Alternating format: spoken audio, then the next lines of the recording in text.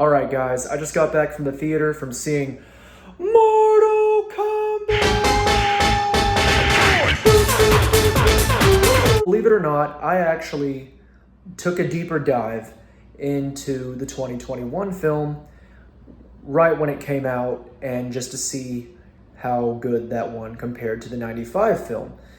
Now, if you ask me, the 95 film is still the standard here, but for a reboot, the 2021 film, especially the opening fight to Scorpion and Sub-Zero, Hanzo Hasashi's origin, especially the fight at the end, really good fights. And in this movie, there's way more fights.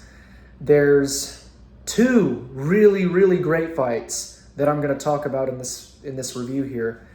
And I just need to gush about this movie because it's such a step up from the 2021 film. It really is. It's so much better now. There's flaws, of course. There's things that aren't really great, but there's also things that really are. And in this video, I'm going to talk about it all. Unfortunately, this movie is a bit more shallow. It's about as shallow as a kiddie pool. And the lines and dialogue, the script is a little... well, let's just say it's cheesier than the Pizza Hut I had the other day. But you don't come to see a Mortal Kombat movie for some deep, compelling narrative. You come for fun, amazing fights, and this movie absolutely delivers on that. Simon McCoy, props to you for answering all the prayers to us Mortal Kombat fans. The visual effects in this movie are leagues ahead of the 2021 film. And I mean that in every capacity.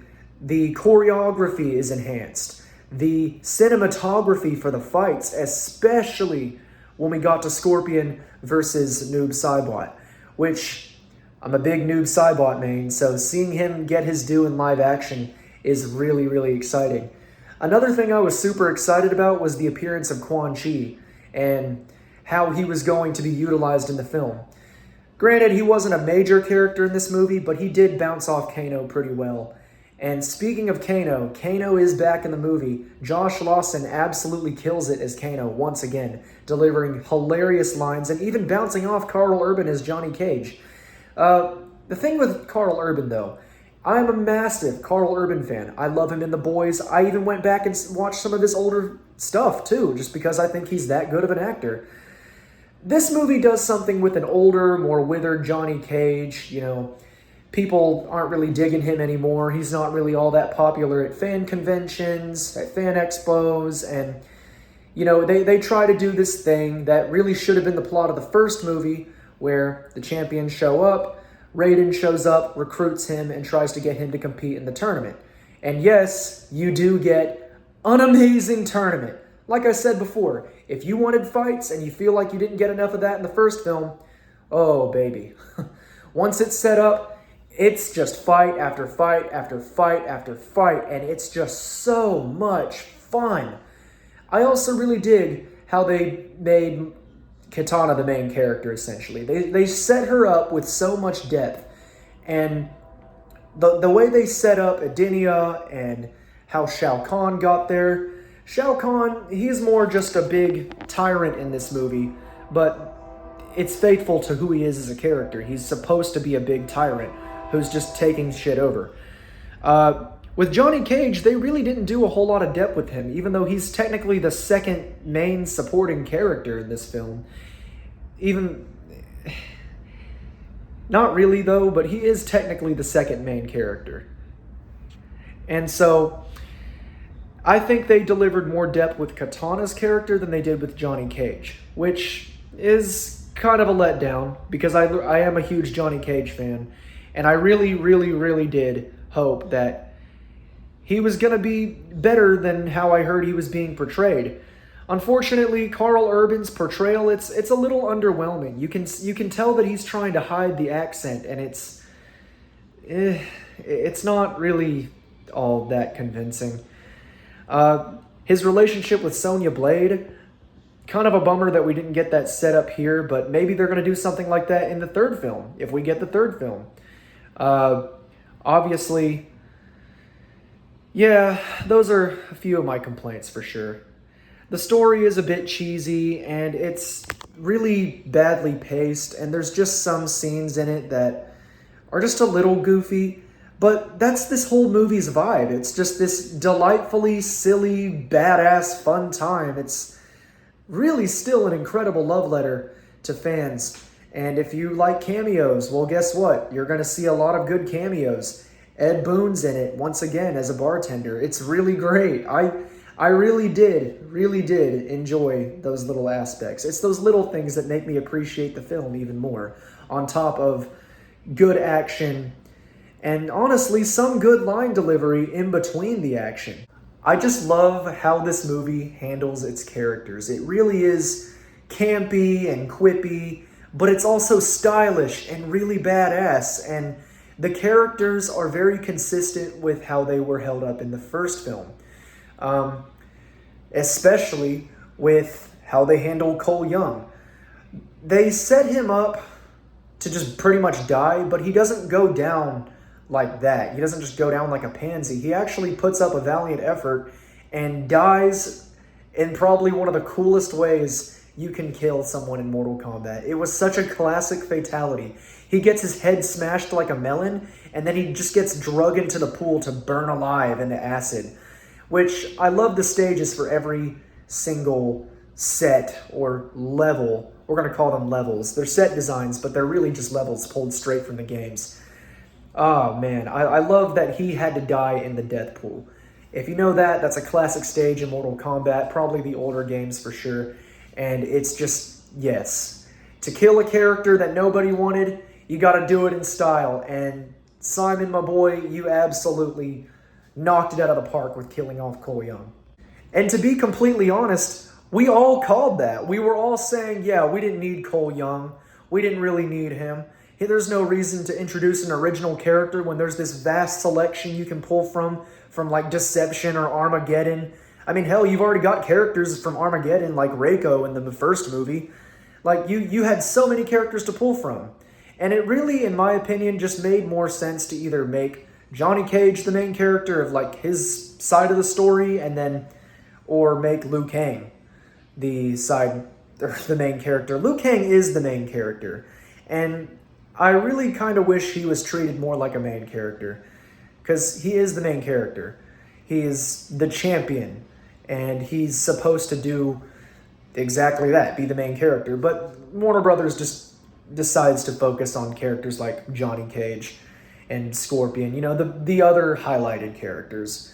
But getting rid of Cole was such a fantastic thing, and the way they set it up, you can just tell by the way they set it up. He's like, I left my family alone. I don't know if I'm ever going to see them again. And if I die, well, then I died for them. I'm like, oh, well, you're going to die for them then, because Shao Kahn's going to take you out in probably one of the most goriest, gruesome ways imaginable.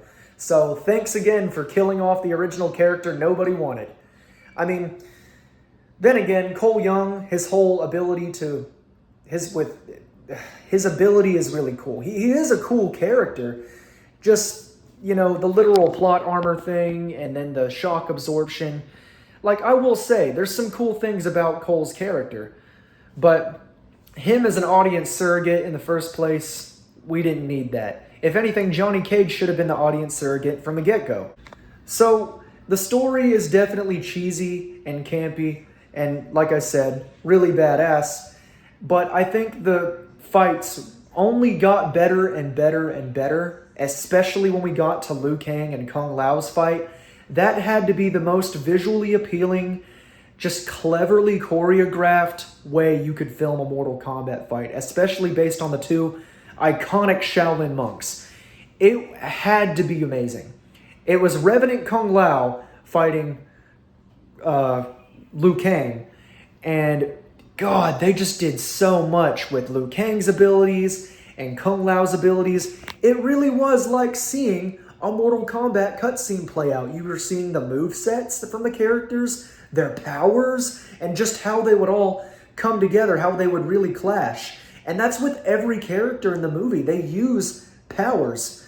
And, I mean, admittedly, it took Johnny Cage a while to finally get his green aura and do his kicks and everything, but He did get to nut punch Baraka, and he did, put on a real cool acrobatic show. So seeing just so much accurate things in this movie makes me an extremely happy Mortal Kombat fan. And I really appreciate how much of the love letter this film really is, despite its evidential flaws. So, can you watch Mortal Kombat 2 without having to watch 2021? No, unfortunately not. Although this feels more like it should have been the first movie, because you actually get the tournament in this movie, and the first film is just about setting up the tournament. It's more about Scorpion and Sub-Zero than anything, and Cole Young as his descendant of Scorpion, which is all just some OC crap. It really was. But in the first film, you don't even get the tournament. In this film, you get the tournament, and you really get it. And unfortunately, you need that setup from the first film to really enjoy the second one. But that's okay, because once you get to this film, it's like such a breath of fresh air. They're really, really paying attention to the fans.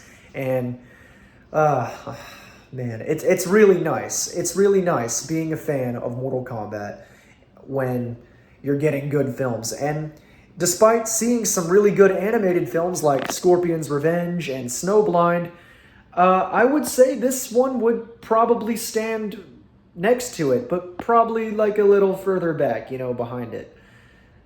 And its shadow just a little bit. But ultimately, not a terrible film. Definitely better than the prequel. And just, if you're a fan of Mortal Kombat, and you main a specific character, like me being a Kung Lao main, or a Noob Saibot main, you're going to get your fill. Oh, man. And that fight between...